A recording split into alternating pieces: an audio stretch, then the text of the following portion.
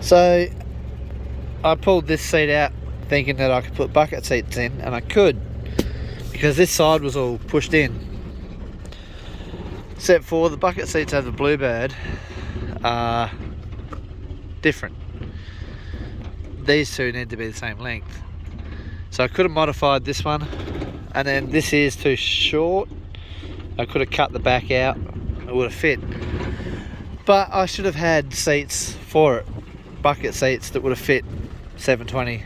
But what's happened is, in my scrapyard of Datsun cars, someone's come along and pinched two seats. And you know, this is a place where I keep many of my spare parts. It's out in the middle of nowhere on the farm. It's got no choke and it's idling pretty rough because it's dead flat cold. I think it's lost a cylinder. I've got a bit of a dodgy plug. Because this engine, I do believe, burns oil. Anyway, so I've got like what were $800 worth of carbies sitting down the creek, and my fear is that one day I will basically lose them. Somebody's going to steal them because everything else is seemingly going missing. So before I lose them, I'm going to go and pull them out, because to replace them now would be probably $2,500. And as for an update of this radio, I'll throw that in there.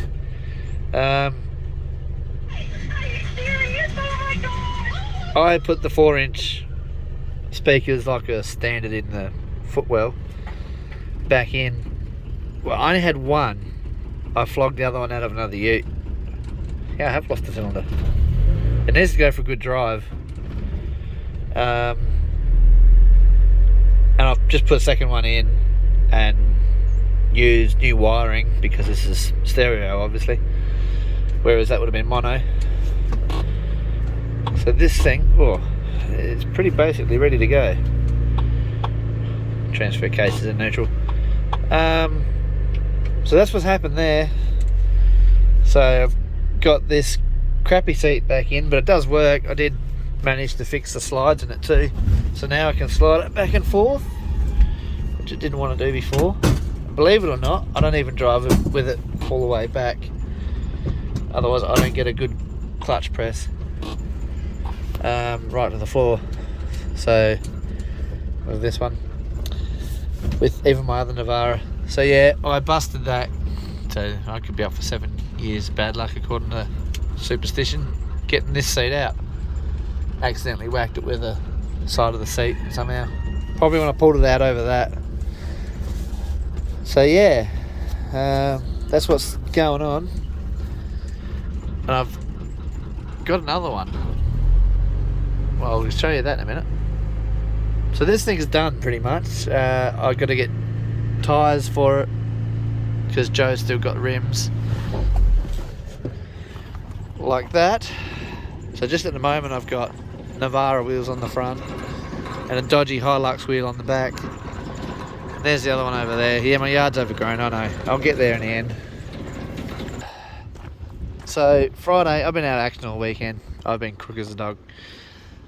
Plus Tamara's been working, so I had to look after the kids. All on my lonesome, and they're still alive, so that's a bonus. So Friday night we got this. This is a $700 ute. 85, 720, full drive, SD25. The mechanics have got the head tested and it's absolutely stuffed. And I'm not surprised, but this does happen from time to time. Someone got a bit overzealous on a bolt and it was obviously grabbed by that housing there. They didn't need to pull that oil cooler housing off because it's not usually an issue, but they did anyway and broke a bolt off, which is no big deal. I'll just make sure it's flush, not flared at the end, that's what I'm trying to say. And I'll heat that and pull it off, and then I'll be able to order a full gasket set. So I don't have to start cleaning it up. I reckon we can salvage this. It's still got cross-diagonal hone marks in there for whenever she was, well, I don't think she would be rebuilt. I'd say that'd be factory. So yeah, I will basically put it back together out of one of my grandpa's old utes. We changed the motor some years ago. There's a SD22 which has been cooked, so I'm just going to check that the head's straight, and I'll be able to pinch a bolt for that oil cooler housing and the head off of it to make this one go. So yeah, this here always leaks, that's the breather, so it always makes a bit of a mess. I'm not sure if there's an O-ring in there or a bloody fibrous washer, but yeah, you want a fibrous washer or a good O-ring with lots of sealant, like, yeah, because it's nice if they don't make a mess. They never actually drip because it congregates on top of the starter motor and blows all around, but so it's not really a defect because it doesn't drip. It's just it's messy. So this was obviously grey at some point, or silver. It's got more rust in it than I thought, but it's got dual fuel tanks. It's got good tyres, and Ben 85, it's got white rims instead of silver. They're exactly the same rim as what's on that one over there, just they're white. I said to Joe that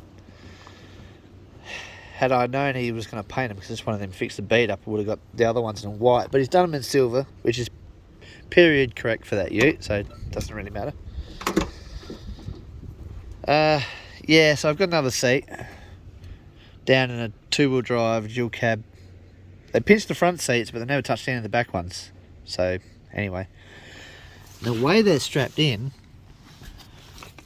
down here, I don't know if you can see past me,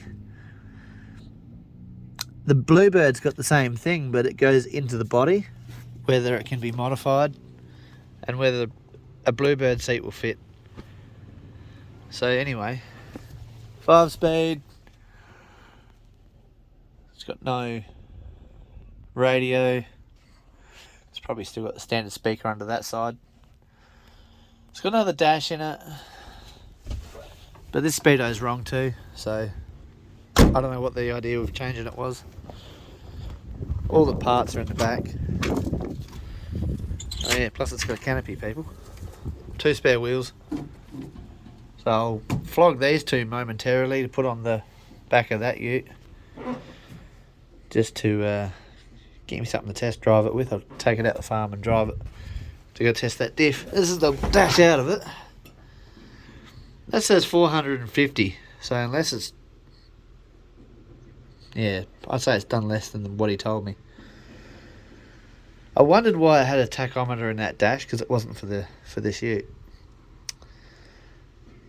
So anyway, I thought I might have got lucky and they might have put a tachograph on the thing, but I guess not.